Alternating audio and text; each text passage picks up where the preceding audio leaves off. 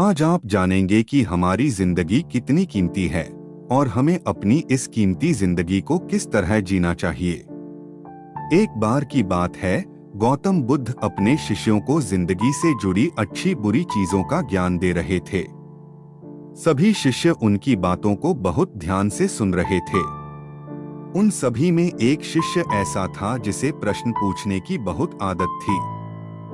वो उठकर गौतम बुद्ध के पास गया और उनसे बोला, आप हमें जिंदगी के बारे में जो कुछ सिखा रहे हैं उस सब का क्या फायदा, क्योंकि हम में से बहुत से बच्चों को ये भी नहीं पता कि हमारे जीवन का मूल्य क्या है और ये जीवन हमारे लिए कितना कीमती है।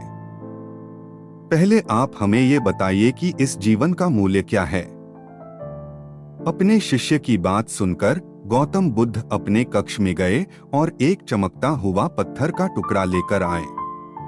वो टुकड़ा उन्होंने अपने शिष्य को दिया और बोले, मैं तुम्हें इस जीवन का मूल्य तब बताऊंगा जब तुम इस पत्थर का सही मूल्य पता लगाकर आओगे। साथ ही ये ध्यान रखना कि तुम्हें ये पत्थर का टुकड़ा किसी को बेचना नहीं है।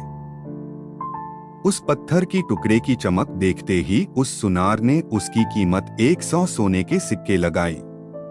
शिष्य ने वो टुकड़ा बेचने से मना किया तो वो सुनार उसके बदले 200 सोने के सिक्के देने को भी राजी हो गया। लेकिन शिष्य ने वो पत्थर नहीं बेचा।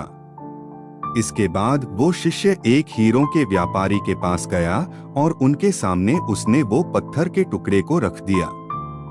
उस पत्थर को देखते ही हीरों के व्यापारी ने एक साफ कपड़ा बिछाया, उस पत्थर को उसके ऊपर रखा, फिर उसकी परिक्रमा की और हाथ जोड़कर उस पत्थर को कपड़े में लपेटते हुए वो बोला, तुम जिसे मामूली पत्थर समझकर उसकी कीमत पूछ रहे हो, असल में ये एक बेशकीमती रूबी है।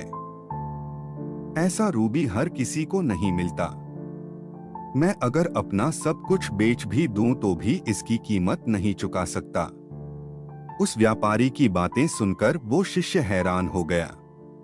वो दौड़ा दौड़ा सीधा बुद्ध के पास आया और उन्हें उसने जो कुछ भी बाजार में हुआ वो सब बताया। उसकी अचरज भरी बातें सुनकर गौतम बुद्ध बोले, तुम्हारे सवाल का जवाब इस रूबी की कीमत में ही छिपा है।